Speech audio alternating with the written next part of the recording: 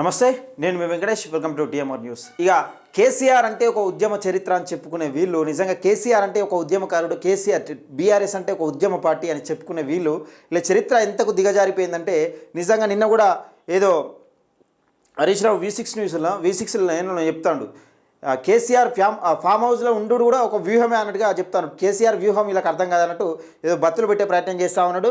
ఈ మధ్యలో కూడా ఆయన ఏదో చిన్న సమ్మేళనం లెక్క ఏదో పెట్టి, నేను కొడితే మామూలుగా ఉంటుంది, కొడితే మామూలు కొట్టం కదా, మనకు అలవాట్లేదు కదా మామూలు కొట్టడం ఆయనే చెప్తా ఉన్నాడు. నీ కొట్టుడు సంగతి ఏంది, ఈ కథ ఏందనేది, కేసీఆర్ వ్యూహం ఏందనేది మనం చెప్పుకునే ప్రయత్నం చేద్దాం. దయచేసి ఈ వీడియోని మనకి షేర్ చేయండి, లైక్ చేయండి, మీ అభిప్రాయాన్ని కామెంట్ రూపంలో తెలియజేయండి. ఒకసారి చూద్దాం నిజంగా కేసీఆర్. ఇగో ఈ ఫోటో చూడరు ఒకసారి, ఈ ఫోటో మంచిగా చూడరు. ఇక్కడ నవీన్ పట్నాయక్ ఒడిస్సా సీఎం, ఈడ జగన్ రెడ్డి ఆంధ్రప్రదేశ్ సీఎం, ఈడ మహారాష్ట్ర సీఎం, ఈడ ఢిల్లీ సీఎం. ఈయన చరిత్ర ఇది. ఇక్కడ నవీన్ పట్నాయక్తో సోపతి కలిపిండి, ఇక్కడ కథం అయిపోయింది. నవీన్ పట్నాయక్తో సోపతి కలిపిండి, ఇలా గవర్నమెంట్ కుప్ప కూలిపోయింది. ఇగో ఈడ వైఎస్ జగన్తో ఏది రిటర్న్ గిఫ్ట్ ఇస్తా అన్నాడు కదా, మళ్ళీ అదే గిఫ్ట్ ఈయన కొట్టింది. ఈయనతో సోపతి చేసి కథం ఈయనను నాశనం పట్టించిండు, కథం అయిపోయింది ఈయన సంగతి.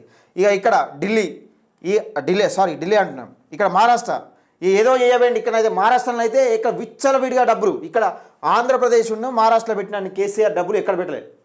ఇక్కడ డబ్బులు అనేది తీసుకుపోయి మహారాష్ట్రలో కుమరించిండు, ఇక్కడ కుమరించిండు. ఏదో బీఆర్ఎస్ పార్టీ నిజంగా ఇలా వ్యతిరేక ఓటును నిలిచి ఏదో ఒక బీఆర్ఎస్ పార్టీ అధికారంలోకి వస్తుందా అన్నట్టుగా చేసే ప్రయత్నం చేసిండు అక్కడ. కానీ ఇక్కడ కథం కుప్ప కూలిపోయింది. ఇక ఈయన వేండు, ఈయన బిడ్డ వేయింది. ఇప్పుడు ఈయన వేడు కదా, ఈయన సోపతి మంచిదని ఈయన అనుకున్నాడు, కాకపోతే ఈయన ఇలా బిడ్డతో సోపతి కలిపిండు. ఇక్కడ తెలంగాణలో నాశనం అయ్యేది కాక ఢిల్లీలో కూడా నిన్న చూసిరుగా రిజల్ట్ ఎట్లుందో, మొత్తం తుక్కు అయిపోయింది ఆమ్ ఆద్మీ పార్టీ. సరే ఓటింగ్ పర్సంటేజ్ ఎట్లా ఉన్నా కానీ మరి అది ఏం క్యాంపింగ్ చేస్తారో అర్థమవుతలేదు. కానీ ఓటింగ్ పర్సంటేజ్ మాత్రం అటు ఆంధ్రలో ఇటు ఇక్కడ కూడా సేమ్ వస్తూ ఉన్నది, అంటే కొంచెం తక్కువ అవుతున్నా ఉన్నది. కానీ అధికారం మాత్రం కోల్పోతుంది. ఇది పక్క. ఇది కేసీఆర్ ఇక్కడ అడుగు పెడితే అక్కడ భస్మీ పడలేము. ఇక కేసీఆర్ కూతురు ఎక్కడ అడుగు పెడితే అక్కడ భస్మీ పడలేమే, అది కథం అన్నట్టు. ఇక కేసీఆర్ సోపతి పట్టడానికి కూడా ఎవడు ఇక దగ్గరికి రానని పరిస్థితి. దయచేసి ఇది చరిత్ర. నిజంగా కేసీఆర్ ఇక ఏదో ఉద్యమం ఇంకా లేపుతాడు, మళ్ళొస్తాడు, ఇవన్నీ ఉపన్యాసాలు తప్పితే చచ్చిపోయిన పామును చంపడం తప్పితే ఏముండదు అలా. దయచేసి మీ అభిప్రాయం ఏమనుకుంటారనేది కామెంట్ రూపంలో తెలియజేయండి.